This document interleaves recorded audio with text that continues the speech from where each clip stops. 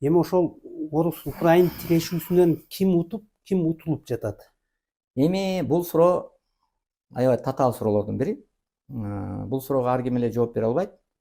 Бирок мен айтайын, бардык согушта, дүйнөнүн бардык өлкөлөрүндө болгон согушта азыр бир 20дан ашуун мамлекеттерде согуш жүрүп атат. Ошол эле Украина менен Россияны же болбосо тиги Израиль менен Палестина айтпаганда да дүйнөнүн бардык өлкөлөрүндө согуштар жүрүп атат баягы.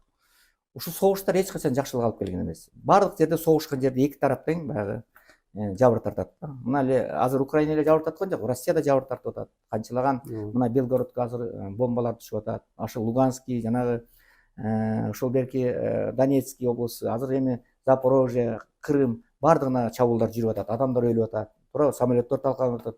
Ошон үчүн согуш бул жакшы эмес да. Согуш эки тарапта тең жабыр тартат. Айрыкча мына Украина тарапы аябай катуу жабыр тартат.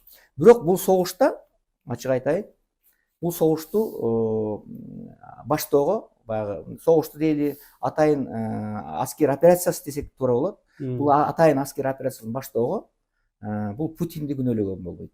Эң биринчи Путинди күнөөлүү эмес. Буга эң биринчи ошо Украинанын азыркы президенти Владимир Зеленский күнөөлүү.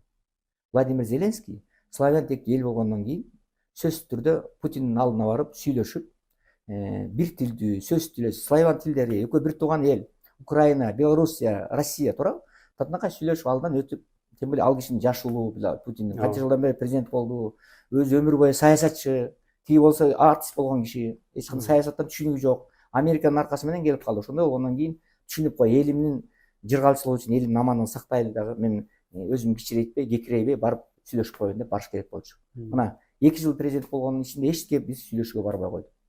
Башталганга чейин 2 жыл болду, бирок ага бир сүйлөшүүгө барган жок. Бул эң биринчи күнөө ошо Украинанын жетекчилигинде. Экинчи күнөө бул коллективный Запад. Жанагы мен айтып келбедимби? Бүт жана коллективный Запад, Америка провоцировал ситуацию. Путиндин 99-жылдан баштап 2004-кө чейин эскерткенине караган бир укпай койду. Такыр укпай койду. Путин эскертти, согуш болот. Алдын ала эскертейин. Биз эч качан өзүбүздүн коопсуздугубузду коргобой кала албайбыз. Коопсуздук үчүн күрөшөбүз. Биз эчтен тайманбайбыз. Деп эскертип келген. Муну да эскертти. Ошон үчүн бирок эми булар ойлоду, коллективный Запад жардам берип, баарыбыз Россияны багындыра алабыз. Анан бүт санкция коебуз, дүйнөдөн бөлөбүз, изгой кылабыз деген да.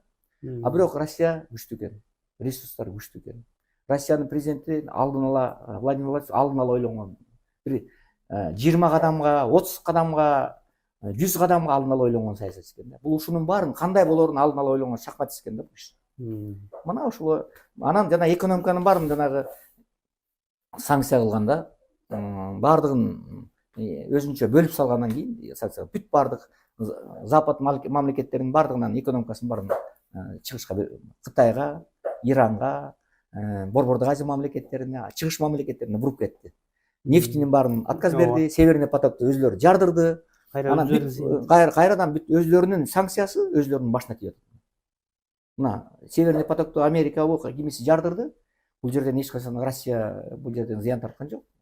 Германия зыян тартты. Мына ошон үчүн бүт баардык азыр экономиканын баардыгын Югославияга тиги Индияга, Кытайга, Борбордук Азияга, Азия мамлекеттерине буруп кетти. Азыр аябаганда экономикасы кайра күчөп атат. Санкция болгон сайын Европага күч болуп атат. Булар эметкен. Ошон үчүн азыр мен эмне айтайын деп атам ушундан. Только азыр мына Россиянын экономикасы мурда бир 10-чу, 15-чи экономика болсо дүйнөнүн. Азыр 4-чү орунга чыккан. Согуш убагында начарлайт да. Булар кайрадан күчөп атат. Анткени дүйнөлүк ресурстардын баардыгын башка өлкөгө буруп кетти. Анан алар 2 эсе бийиктелип атат. Мисалы Европага арзан берчү да, арзан берчү да Европага. Азыр болсо кымбат, потому что баш өзүнүн басында берип атат. А бензин азыр дүйнөдөгү бул нефть бул аябай чоң нерсе да, дүйнөлүк ресурс да.